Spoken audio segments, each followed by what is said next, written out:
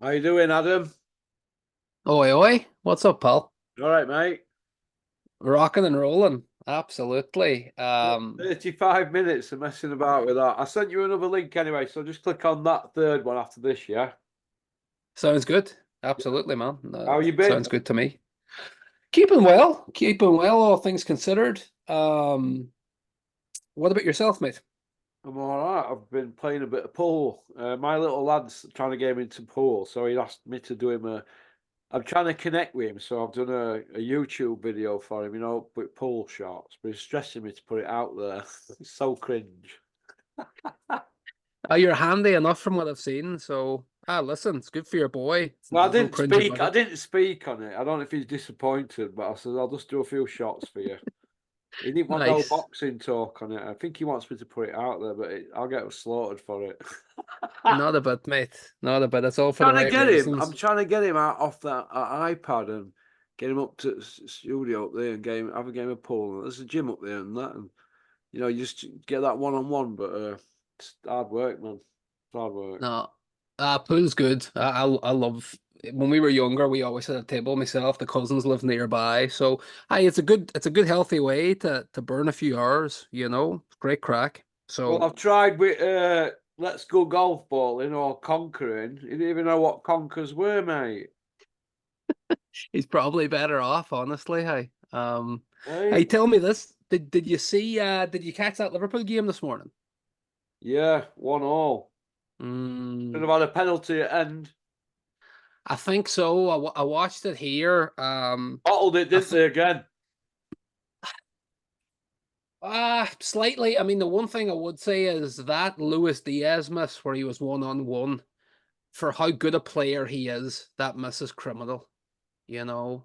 Um, but I thought they were going to win it when they scored a penalty. I thought it should have been a penalty at the end. And I know they'll probably come out and explain why they didn't give it and all the rest. But I mean, it was high and it was dangerous and it stopped McAllister from moving forward. So it looked like a pen to me, even on the replay. But I think it's a big point for City. Probably two drop for Liverpool after they Yeah. went 1-1. But whatever, we'll see how it goes. It's when you look at it right now, City and Arsenal have got to play each other, haven't they? Mm-hmm. Liverpool have played both them now, haven't they? Yep. So basically, it's just a case of who's got the biggest knackers now, in it. That's all it is. It's getting down that way. And even, I know Aston Villa had a shocking result today, but Arsenal and City both have to play Villa too. I think they're both at home, but Villa are no mugs anymore. So that could be a banana Oh, skin as well, you well, know? So don't let Dale Nichols hear you say that, man. He's a Wolverhampton Wanderers fan. I love a bit of Wolves. Yeah. Well, sorry. I love Gary O'Neill. To me, he's manager of the year. Look, I know of Klopp. I know probably whoever wins the Premiership, especially Klopp or Arteta, they would get manager of the year. But Gary O'Neill got sacked from Bournemouth, went in there. The fella before him, Lopetegui, was saying the squad's poor, we're going to get relegated. And sure, I mean they're coasting in the top half. They've beat City, so I think he deserves a lot of credit. He's done a brilliant job with a brutal squad. So fair play to Gary O'Neill. Yeah. What did you think to Alex's debut? Alex Kearney debut on here. Um, what? Maybe I missed a video. When was this? When did you push it out, Paul? A couple of days ago, the Scottish kids. Oh, sorry, I did see it now. Aye, very good, very good. Sorry, I'm kind of sometimes the videos play in the background. If I'm doing bits and bobs. Good debut, absolutely. Got that Scottish charm the same way our Andy does. So, Not camera yeah. shy, is he? What's that? Not camera shy. No, not a bit. Definitely not. So, Like me when I get home at night. People are poking, we need to see your face. What? Sat on a bed. I think I have enough of cameras stuck in my face up there in the morning and afternoon. Hey, and walking around me and watching me. I'm surrounded I by know. cameras. I just want to come home and not have something stuck in my face or being watched. Oh, mate, I get it. I get it. I'm doing a bit of spring cleaning here, kind of rebuilding an office. So it won't be Andy's cavern. but I should have a camera rocking and rolling by next weekend. So I'll take the mantle. No worries, pal. I think my memory's going, you know, I keep forgetting stuff. You seem sharp enough to me, all things considered. I think Um, short term, I think. Sometimes, like, I'll have a game of pool and I'll think, I keep saying I'm going to level the table because it's not level. So, yeah, I'll level it tomorrow. And I just never get around to it. You know what I mean? no, but the short term goals, mate. Like I could tell you, you know, a fella's name from a year ago, but sure, I couldn't find my car keys in the morning. I think everybody kind of loses the short term dims a bit as you get older. But you're flying, pal. I wouldn't worry about it too much. Okay. Right then, the light-hearted entertainment is over. This is the Yes, part sir. I like best now. Feeding time. Right. I'm just gonna roll with it. So here we go. Big Meech and Ngannou. What do you think about the whole shebang? Oh, brutally honest. Is that what you're looking for? Oh, is that? I'm fed up of hearing people now. Brutally honest is like the most cringe title ever. I should use it in this though, shouldn't I? Oh, big time. What do you think? What'll I think? I mean, the fight was announced. I mean, I think it showed more so what should have happened the first time Ngannou got in the ring. Now, I know obviously AJ and Tyson Fury are not the same fighters. I know AJ has a bit more pop about him. But for all intents and purposes, when he fought Fury, it should have been a stoppage at some point. Maybe not as violent as AJ did. Um, but the fight was announced. They went in. We said what we wanted to say about it up front. Um, I don't think he could have finished them much better, really. I mean, he knocks him down in the first, knocks him down again in the second, heavy knockdown, and then obviously he finished the job. So he was fighting against Ngannou on paper. He went in, he made it look brilliant. So credit where credit's due on that front. I think what has followed, obviously mainly from Mr. Hills, has been well over the top. Like this, you know, calling him the baddest man on the planet's back and etc. Like I said, in terms of the knockout itself, it was explosive. It was a highlight reel knockout, but he was fighting against a novice fighter. I think that Ngannou kind of go in the distance with Fury. Obviously, kind of made the knockout look better and whatnot. But AJ did what on paper should have happened. It was impressive. Obviously, I thought the fight would go longer. You called it almost on ahead, pal. You said he would just run through him. Um, he I'm got the not. knockout. I'm not going to boast about my prediction, but I'm on fire this month, Adam. Yeah, no, you nailed it. Absolutely, you nailed it. I mean, Fury said, and obviously this is kind of to cover his own tracks, but Fury said I had him with a bunch of lovely shots and I couldn't put a dent in him and whatnot. He didn't catch him with a straight right, straight down the pipe like AJ did in the first round. And I think you could tell. I mean, the start of the fight was whatever. Ngannou landed a nice jab to the body. But when he switched southpaw, right before he got knocked down in the first round, I was like, right, this is either the best idea in the world, i.e., they've got some plan up their sleeve that they haven't been telling us, or he's kind of got a bit overconfident and this is going to end in a tragedy. And obviously, lo and behold, he went southpaw. 10 seconds later, he gets put on the floor. And I think that was a massive wake up call for Ngannou in terms of, oh, right, maybe this is what boxing's really like. Obviously, he got up, he survived the round, but it was pretty obvious to me that it wasn't going to go past three after the knockdown in the first. And then, like I said, it was a highlight reel knockout. There's no doubt about it. I mean, it was like watching a tree get cut down. Um, so I guess boxing gets its reputation back.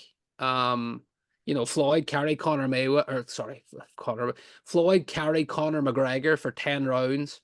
I think a big part of that was he had down a heap of money that he'd knock him out in the 10th. So that's a whole other discussion. I think obviously Fury showed up or didn't show up. He showed up in bad condition last time out and he made a real meal of it. So I think to give AJ some credit, he's at least put some shine back on the sport of boxing in terms of, you want to come over here and play silly games, then you're going to get knocked the F out. So I think it's good for boxing. It doesn't, yeah, mate. I mean, look, I'm happy for Ngannou as well. Like, I don't really want to see him box again, at least at that elite level. And then the problem is if you go down a level, you're not going to make as much money. But he's come in, he's earned over $30 million between the two fights. He earned 10 million on the first one, and that was more than he ever earned in his whole entire UFC career as a world champion. So he's made his money. I would like to see him go back to MMA now and kind of build out the PFL a bit. So I think order's been restored, mate. What about you overall? What were your thoughts on the whole thing? Well, I think Ngannou should jog on now after that Yeah. performance. It were like his feet were in treacle. But I think the main question that the media are not going to ask is a very simple one, really, and that's it. What did Tyson Fury carry Ngannou for 10 rounds? Yes or no? If you ask him, nobody's going to ask him. But if you asked him, he'd say no after getting you loads of abuse. Well, if he didn't carry him, well, Tyson Fury must be a shot fighter then. If he's not a shot fighter, he never trained for that fight. So we're going to see what Tyson Fury thinks about boxing when we see what shape he's in against Usyk. Because this could be the end payoff for Tyson Fury, right? He might know, listen, I'm finished. But he's got it all on paper, and he's got 2 fights with Usyk locked in, and he's got a fight with Ngannou, a rematch. He's got 3 more massive paydays to come. Whether he's in shape or not, he's locked in for 3 more massive fights. So in my opinion, I think he's just going through motions. I think he's over ill and coming down, but I think he's just going through the motions, and everybody raising their game makes him look a shot fighter, doesn't it? It does. I mean, it's definitely something we have to consider, what you're talking about. We're never going to get the straight answers, from the Fury camp, and that's kind of regarding everything. Obviously, we're going to be able to tell when he gets in there with Usyk whether the theory's true or not. I know it's still well out. I mean, it's 10th of March, so we're talking like what, 9 weeks until May 18th. Yeah. I thought he looked in pretty good shape. Obviously, DAZN had him doing wee bits of comms and talking and doing the intros and stuff. I thought he looked quite healthy. Obviously, he was wearing a suit, so you couldn't really see, what his gut was looking like or anything else. But I thought in the face, he looked quite, I don't know, his skin looked good, and his face looks quite skinny compared to what it usually is. So, I mean, that kind of tells me that, even if he is shot, that he's at least trying to maybe give this his all now. Because, whether people are going to still talk about the cut and what happened and this happened, I mean, he was throwing a lifeline, an extra 3 months to prep for Usyk. Unless he's completely given up on his legacy, he would be a fool not to take those 3 months seriously. So we'll see, man. I mean, again, if this does go ahead on May 18th, which obviously we previously said probably wasn't going to happen. I mean, the eye looks pretty good, all things considered. He's still got 9 weeks. He looks in decent shape. So I think we'll learn a lot from that first Usyk fight. And then, like you said a minute ago, like the Ngannou rematch, if he does want it, I mean, that's a layup. No, I mean, let's assume that Fury came in unprepared, which it did look like, physically, mentally, all of it, whatever. So he's going to come in sharper, and Ngannou's going to have some ghosts now from getting absolutely sparked. And Ngannou's not getting any younger either. If he stayed straight boxing training the whole time, i.e., if he wasn't going to go back to the UFC, that would be different. But he's probably going to be training MMA. So that means then he's going to kind of lose wee bits that he's picked up in boxing. So if Fury does want that down the line again, I think it'll be, the easiest, 10, 15, 20 mil he'll ever earn. So just praying, Paul. Now we get May 18th. Just praying. Does anybody want to see Fury and Ngannou though again? No. Right, but No. do you think Fury's going to let him off at hook, though? He's going to create interest now. Be writing a script as we speak now in his head. He'll be jotting ideas down now, thinking, "Well, I need me on Ngannou money. I've got that wrote down." Because in his head, in his mind, that's free money now, isn't it? After what Joshua's just done to him, and by the time he gets to Ngannou, he'll probably be 40 on Ngannou. So it'll be just a general run-of-the-mill Fury opponent, won't it? Mm-hmm. In terms of who'll want it, obviously Queensbury, Frank Warren's going to want it. Tyson's going to want it. The Fury camp. Well, they're going Depending to sell on. on Ngannou now. What they're going to do? Have him hitting more of them electronic machine things that show us how strong he is and all else. Is he going to be jumping out buildings or something? Bone density tests. Are they going to test his bone density? Samuel Jones, go save on Ngannou for us. Go get a bone density story put out there on IFL. Pop pop bang. Oh man, they're gonna have to come up with something. But in saying that, I mean, they sold Del Boy Fury 3. I mean, who in the right, and it sold out Wembley or whatever, did 70,000, whatever the tickets were. I mean, who with half a brain wanted to see that fight? I mean, the only reason I wanted to see it was because I wanted to see Del Boy get his pension topped up or get a pension full stop. To me, that was the only positive that was ever going to come out of that. I just didn't see any way which Chisora could win. And I mean, it was one-way traffic from the word go. So they were able to sell that. Look, if this is if Saudi Arabia are involved, they'll be able to make that fight. As long as Turkey Al Sheikh has interest in it. But if they try and build that fight, like if that's a Queensbury on its own promotion, there's no way Frank Warren would try and do it in the UK. Without the Saudis, that rematch doesn't happen. But the Furies have done a great job in the past of keeping things. They'll stay relevant. They'll probably come up with something regarding Ngannou, and you'll get mugs to buy it and watch it, Paul. I don't want to see it again. Like I said, I would like to see Ngannou go back to MMA. He had great plans for the PFL, bringing it to Africa, kind of advocating for fighters' rights and fair pay. So I would like to see him go back and kind of finish that mission and then sail off into the sunset because he's had a brilliant MMA career. He's had a very short, but you could argue he's had a very financially, prosperous boxing career, even with 2 losses. So he has nothing more to do in my eyes. Just do what he wants. So fair play to Big Ngannou, regardless of how brutal the knockout was. Yeah, what do you think to the actual fight? I mean, we only got 2 rounds, didn't we? But what do you think? You're talking about the other fights on the card. No one about the Joshua actual fight. What did you think to it? I mean, they're all praising Ben Davison, and they can only do what they've done. They've done the job, haven't they? But this is how I look at it. Right? I'm not going to go in hard here.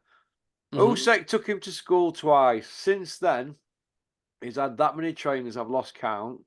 He's beat Franklin, Wallin, Elenius, or whatever in that order, and Garno. Yeah, Uh-huh. right. That's his 4. So now he's the baddest man on the planet because of them 4 wins. Just look, people, look with your eyeballs at the 4 men that he's beat. Stop comparing Wallin to the Wallin that beat Fury. It was 5 years ago. 5 Mm-hmm. weeks, a long time in boxing. Mine 5 Mm-hmm. years. So stop that. Elenius, don't even go there. Franklin, he was frightened to death to do out in that fight. And then Garno's in his second fight. Those 4 wins do not make you the baddest man on the planet. They certainly do not. Um, in my opinion, look, it's Eddie Hearn's job to blow smoke. And there's probably no finer man in the promotional There's game to do Usyk's done that. him twice, so they're forgetting Usyk's still a boxer. I think they're trying to forget him as like it's a bad nightmare. Didn't want to fight Luis Ortiz, did they, when they had him in the stable? No, no, You know. no. Look, they're over egging the pudding. I would be surprised if Hearn wasn't playing it this way. But he's been active. I mean, let me put it another way. If after Wilder 2 or 3, or maybe even after the Usyk to Joshua fight where he lost and threw the belt to the ring. If you had told me at that point that we would consider AJ and Fury to be a competitive fight at the start of 2024, I probably would have laughed in your face. Yeah. I thought Joshua was going to peter out.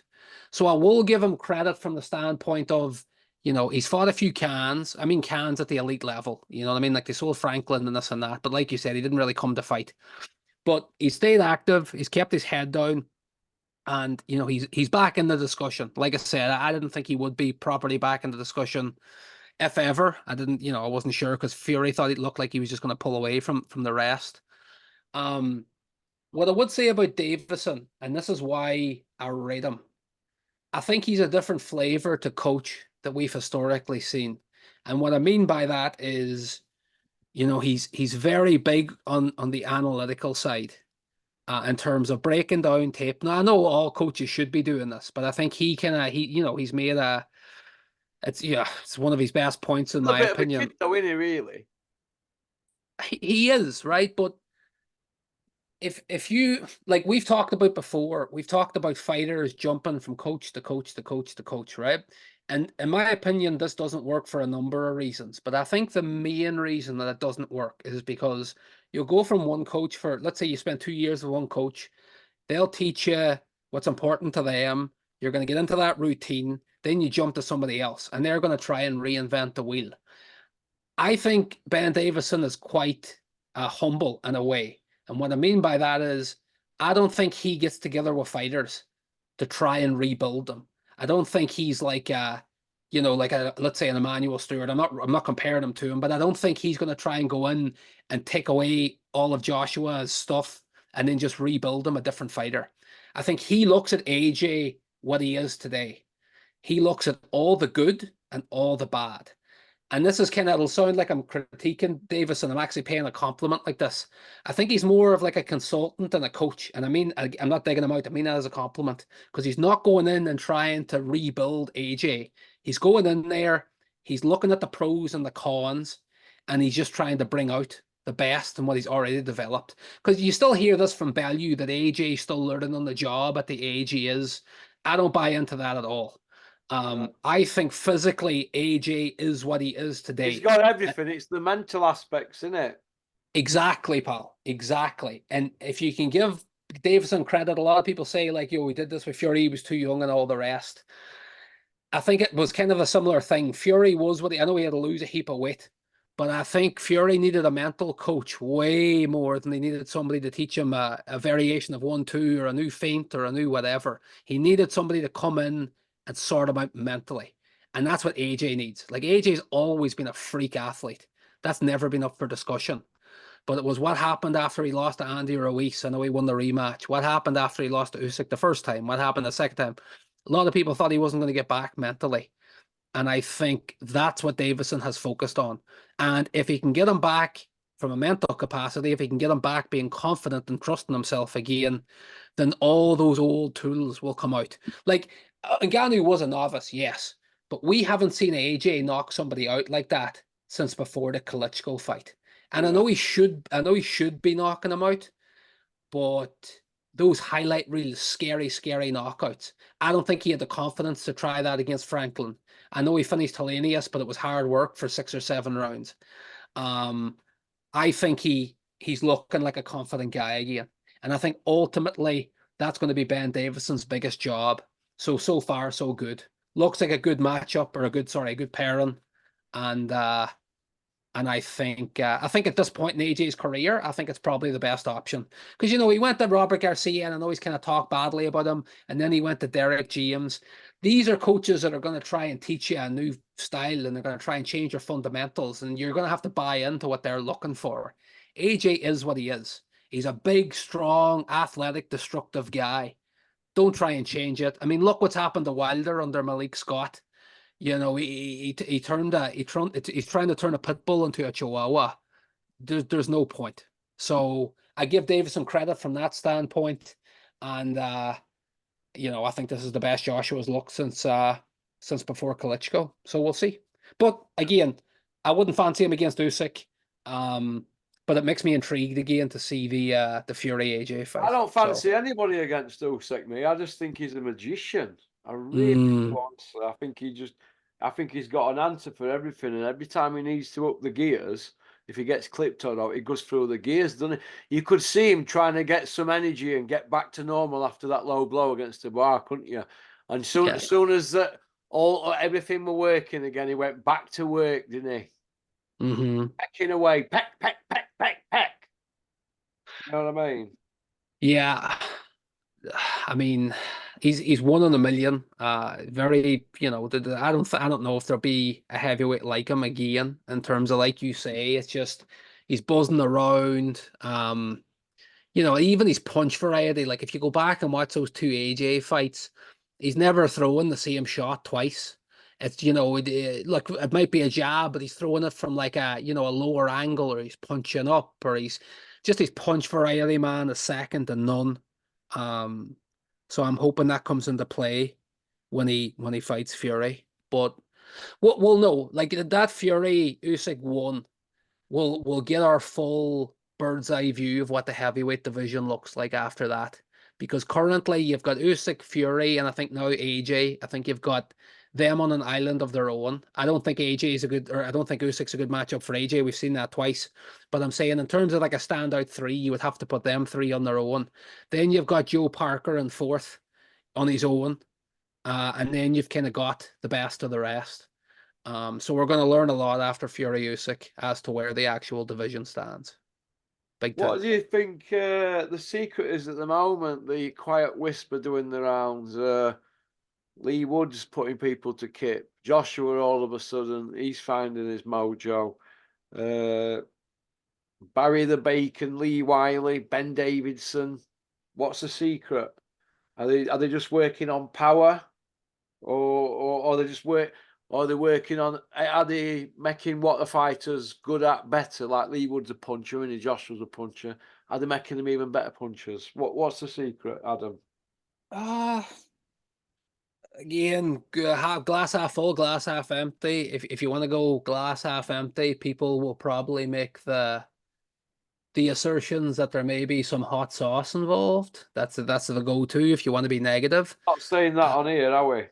no, no, I'm not. I'm just saying like that. Look, that's a go-to. Like it's like anything else. If Well, I don't want to. somebody, I don't want to hear that because they might have sussed some out strategically or statistically with these new methods. These might be yeah. the next gen trainers. I mean, maybe we are old fashioned. Maybe me doing videos saying, listen, a trainer should be able to do everything.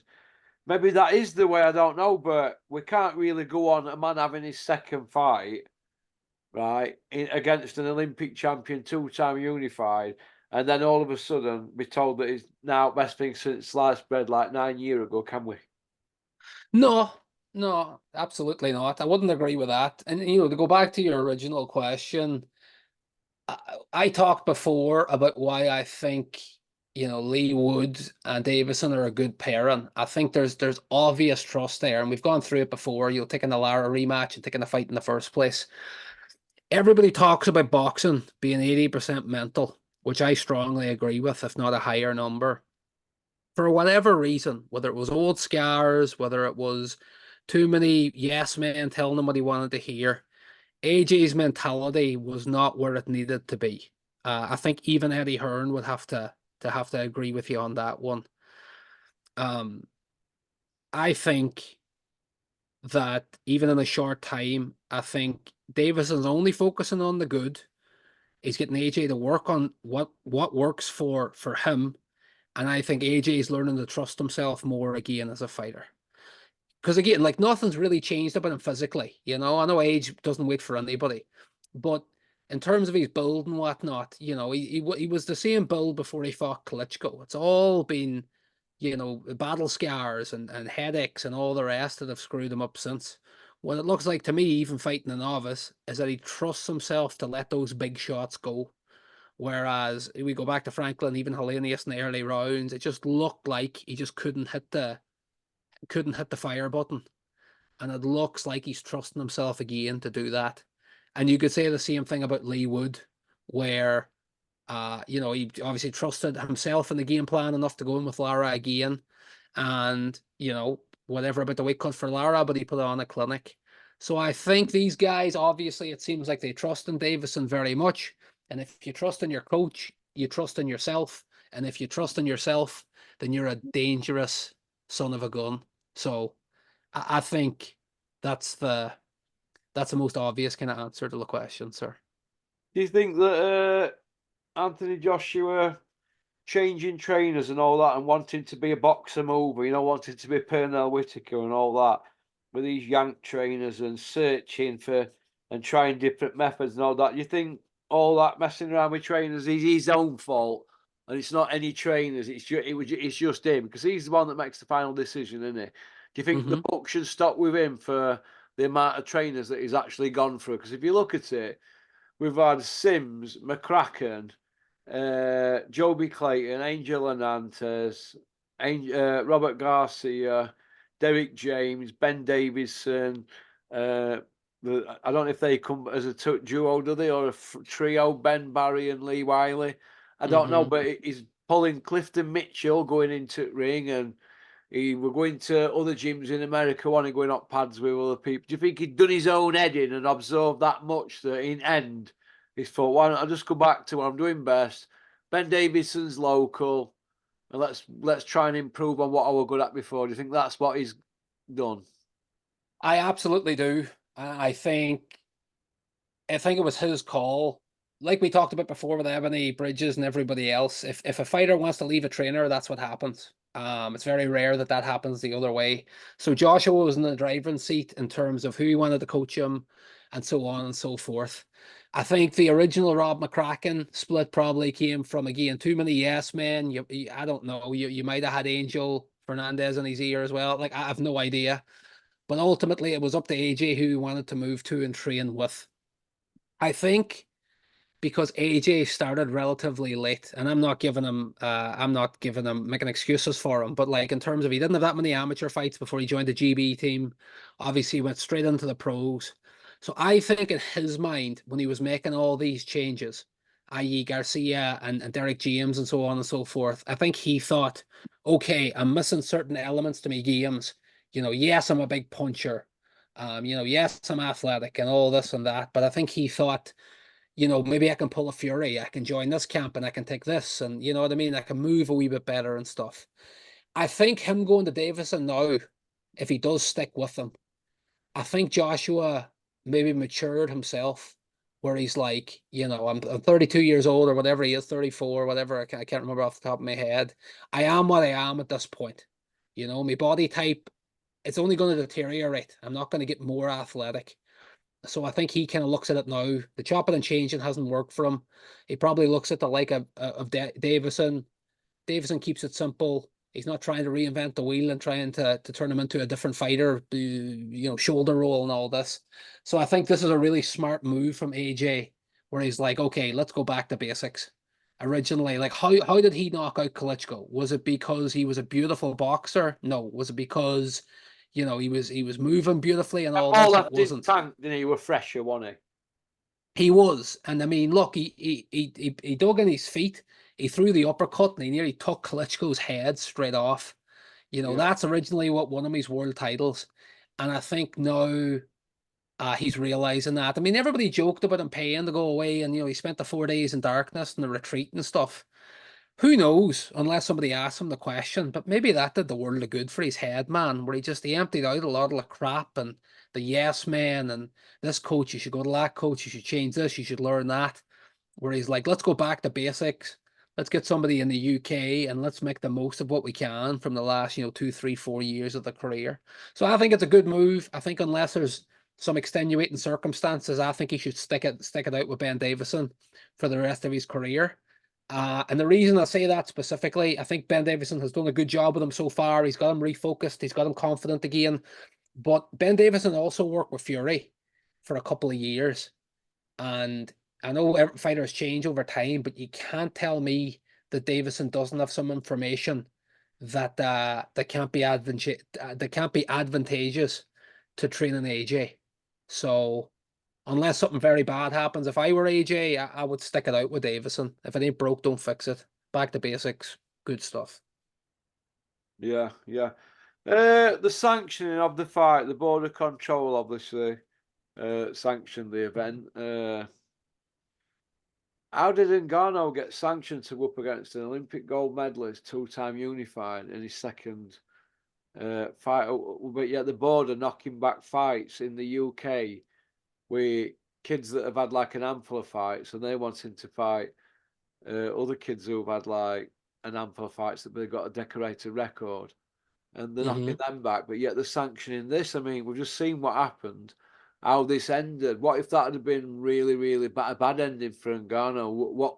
Nobody's going to mention this, but somebody could have had blood on their hands, couldn't, because they've got an elite fighter going up against a guy in his second fight who was basically a novice. He would still be a novice, classed as a novice, even if he'd been a Commonwealth champion and that, wouldn't he? He'd still be classed as a novice, wouldn't he? Now, Ngannou won a belt. Now, look how it ended for him. You know, is he going to have repercussions from that in years to come? Because that was some shot, that, wasn't it? Oh man, it's just Jesus. Again, it was one of the most vicious knockouts I've seen in recent memory. It reminded me of when Wilder was putting boys to the canvas where they wouldn't get up. I think there's a couple of reasons why he got sanctioned. I think top of the bill is probably a nice flush pound note. But the WBC did install him inside the top 10 of their rankings after he beat Fury, which I thought was a bit of a farce in itself. But listen, Suleiman up top, we know what's possible. So I think the fact that he was ranked top 10 by the WBC, that was probably enough for them to sanction it.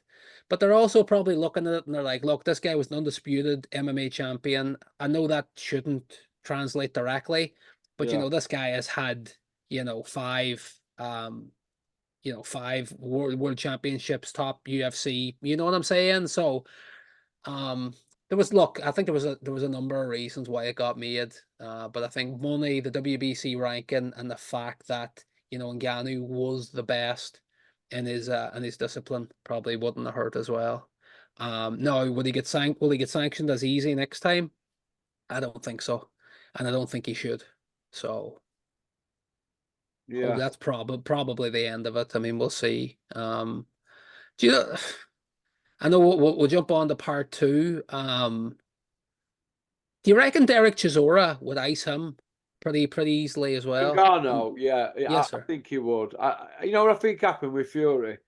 I think Fury just thought it's like sparring somebody like Tom Aspinall. Don't get me wrong, he's a world-class athlete at MMA, but he's probably a bit novice as a boxer. Do you know what I mean, kind of thing? And I think he probably thought it's like sparring Tom Aspinall. You know, somebody who's about English level or something, and I'll win easy. Yeah. And obviously he come a cropper, didn't he? And he wasn't in shape, was he? But that's his fault. He signed a form before fights, say I'm fit to fight. So that's his fault, isn't it? Let's hope Yes, he sir. does better against Usyk. Do you want to jump on to part two? Yep, jumping right over, pal. Well then, thanks for liking and subscribing and leaving a comment. Booyaka. Well, peace out. See you on part two.